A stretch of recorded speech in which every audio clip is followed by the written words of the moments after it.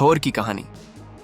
एक जादुई सफर पुराने जमाने की बात है, जब बाहर की दुनिया से बर्फानी ताकत वाले दैत्य जमीन पर आ गए थे। उनके पास बर्फानी जादू था और वो चाहते थे कि पूरी दुनिया को बर्फ का घर बना दें। उनके जादू से सब कुछ बर्फ बन रहा था और गांव वाले अपनी जान नहीं बचा पा रहे थे।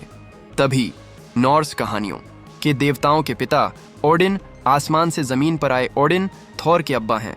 उन्होंने 9 दुनियाओं में अमन कायम रखने के लिए अपनी हजारों फौज के साथ इन बर्फानी दैत्यों से एक बड़ी लड़ाई लड़ी। कुछ दिन बाद ओडिन ने आखिर उन्हें हरा दिया, लेकिन इस जंग में उनकी एक आंख चली गई। वो जादुई बर्फ का संदूक भी ओडिन के पास आ गया। ओडिन उस संदूक को लेकर 9 दुनियाओं में से एक असगार्ड ले गए, जहां थोर पैदा हुए थे। ओडिन के 2 बेटे थे, बड़े का नाम थोर और छोटे का नाम लोकी। दोनों बेटों के पास राजगद्दी संभालने की ताकत थी। कई साल बाद बड़े होने के नाते थोर ने अपने अब्बा की गद्दी संभाली। उसी दिन हुई तकरीब में थोर ने अपनी गद्दी संभाली और वो एक आदमी के नीचे और 10,000 के ऊपर होने का मजा ले रहे थे। वहीं लोकी को बहुत शर्म आ रही थी। बड़े होने के बाद दोनों भाइयों का किरदार बिल्कुल अलग हो गया। थोर का मिजाज बहुत घमंडी था और लोकी हमेशा गुस्सा रहता था। जब थोर अपने अब्बा की गद्दी संभालने वाले थे, तभी ओडिन का खजाना बर्फानी दैत्य ने चुरा लिया।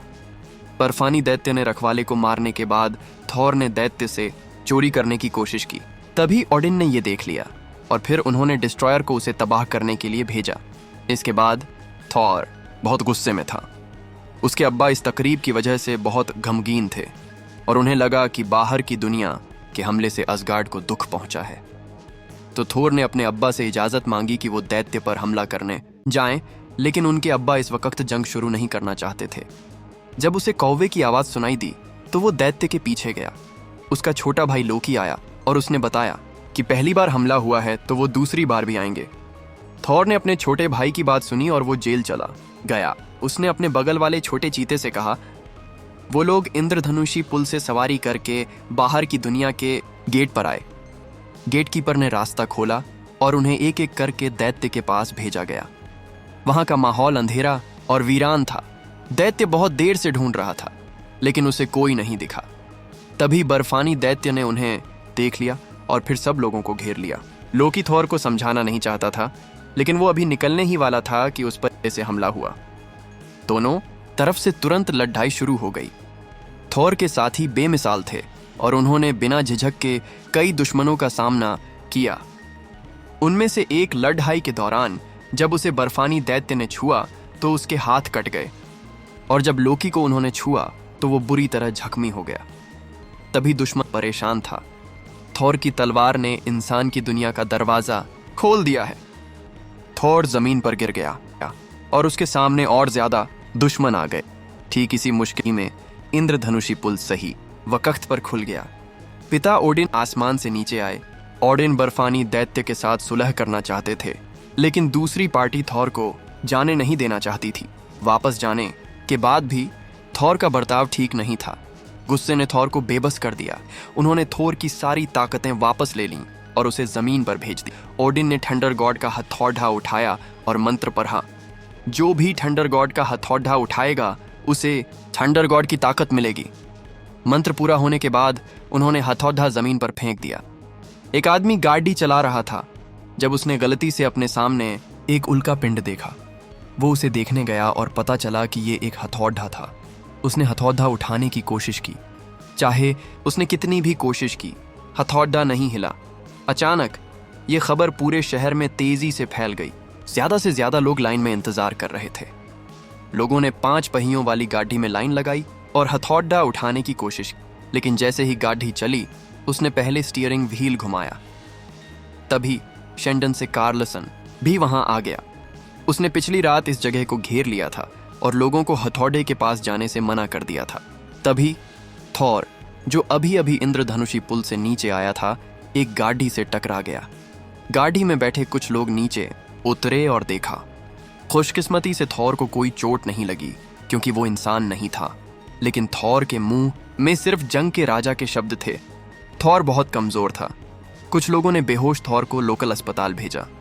जब थोर जागा तो उसने मेडिकल स्टाफ पर हमला करना शुरू कर दिया। उनके पास कोई और चारा नहीं था सिवाय उसे बेहोश करने वाली दवा देने के ताकि माहौल शांत हो जाए। लोकी बर्फ की दीवार के पास चला गया। उसे वो सीन याद आया जब वो फ्रॉस्टबाइट के संपर्क में आया था। उसे संपर्क में आने के बाद अफसोस क्यों हुआ? उसने बर्फ का संदूक उठाया और उसके हाथ नीले लगे। पलक झपकते ही वो फ्रॉस्टबाइट बन गया।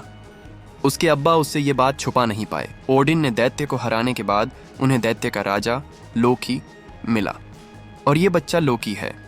ओडिन उस बच्चे को छोड़ने की हिम्मत नहीं कर पाए। उन्हें यह भी उम्मीद थी कि लोकी दोनों मुल्कों के बीच एक तालमेल बिठाने वाला इंसान बन पाएगा, लेकिन लोकी की नज़र में उसके अब्बा ने हमेशा लोकी को बलि का बकरा समझा है। बचपन से ही वो हमेशा अपने भाई की तरफदारी करते रहे हैं। लोकी के जज्बात हिंसक होने लगे। तभी ओडिन अचानक बीमार गए। उनके साथियों ने लोगों से उनके पिता को मंदिर वापस भेजने के लिए कहा ताकि वो आराम कर सकें। उसी वक्त दूसरे देवताओं को थॉर के लिए नाइंसाफी महसूस हुई। इस वक्त राजा लोकी बन चुका था। देवताओं ने थोर से उसे असगार्ड वापस बुलाने के लिए कहा, लेकिन लोकी ने इनकार कर दिया। इस वक्त जमीन पर थॉर जलील हो रहा था।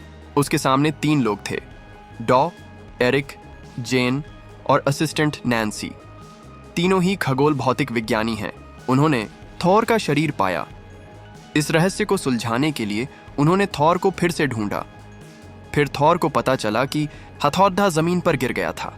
वो मुड़ा और उसे ढूंढने चला गया, लेकिन जैसे ही वो निकला वो एक पेट शॉप में चला गया। तभी जेन ने थॉर की गाड़ी का पीछा किया और उसे उठा लिया। उन्होंने रास्ते में एक दूसरे से बातें की। हालांकि ये प्रक्रिया भ्रम से भरी थी, फिर भी जेन ने थोर पर यकीन करना चुना और हथौड़ा ढूंढने में उसका साथ देने का फैसला किया। रात में थोर अकेले ही रास्ता दिखाते हुए निकला। जो सिक्योरिटी गार्ड आया था वो थोर का मुकाबला कर ही नहीं पाया थी। तभी थोर भी हथौड़े के सामने आ गया, लेकिन अब वो एक इंसान का शरीर था। वो अपना हथौड़ा नहीं उठा सकता था।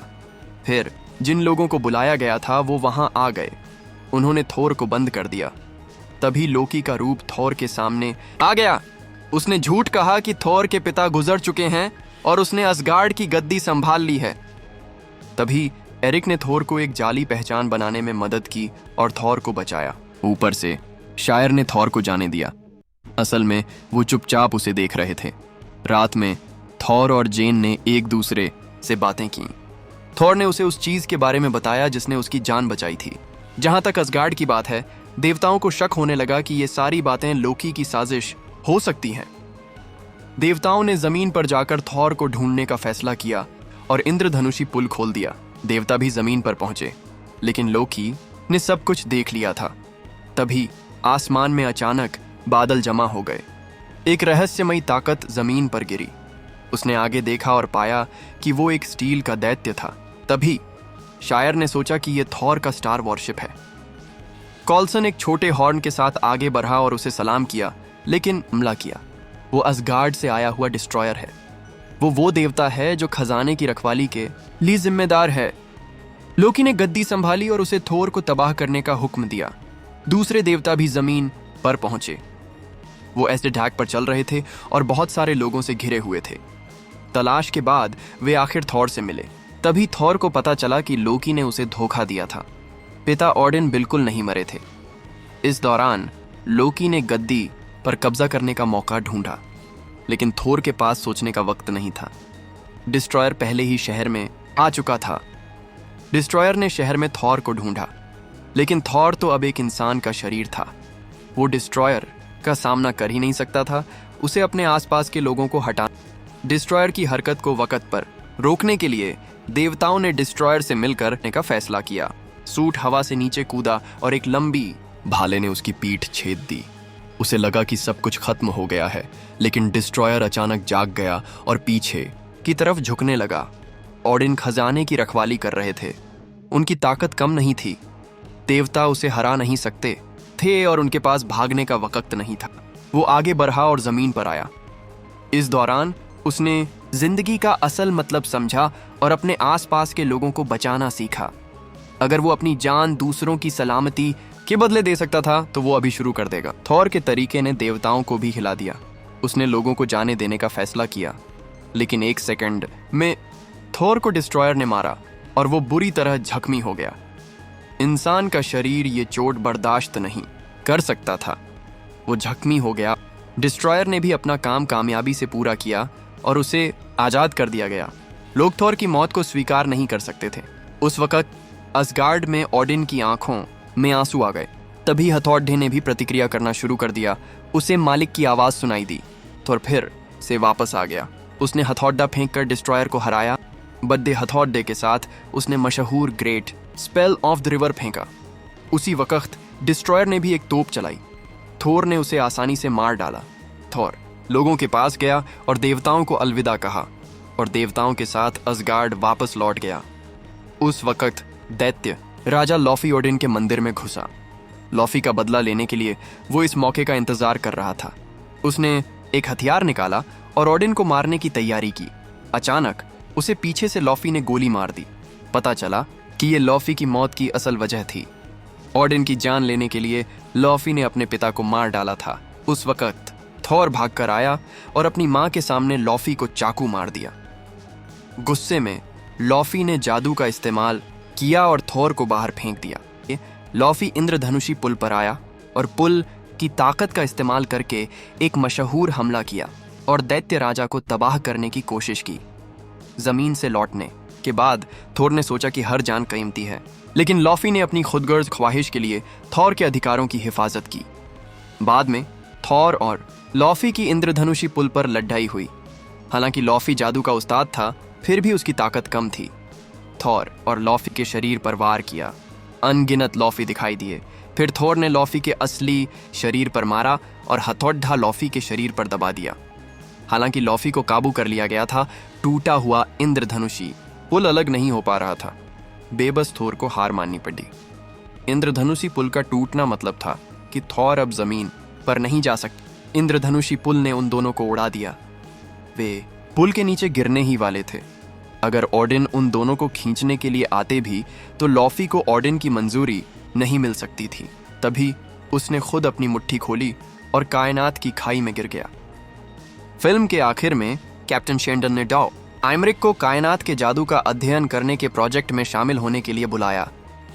तभी खाई में गिरा हुआ लॉफी आईने में दिखाई दिया। पुराने जमाने में बर्फ और ठंड के दैत्य बाहर की दुनिया से जमीन पर आए थे और उन्होंने जादुई बर्फ और ठंड का इस्तेमाल किया। उन्होंने जमीन को बर्फ की दुनिया में बदलने की कोशिश की। जादुई दरिया की ताकत ने उसके सामने सब कुछ बर्फ में बदल दिया। गांव वाले भी यकीन करने लगे। तभी देवताओं के पिता ओडिन ने थॉर से कहा कि ओडिन थॉर के पिता हैं, ताकि 9 दुनियाओं में अमन कायम रह सके। If you like this movie, please like, subscribe, and tell me what is your favorite superhero character name in comment section.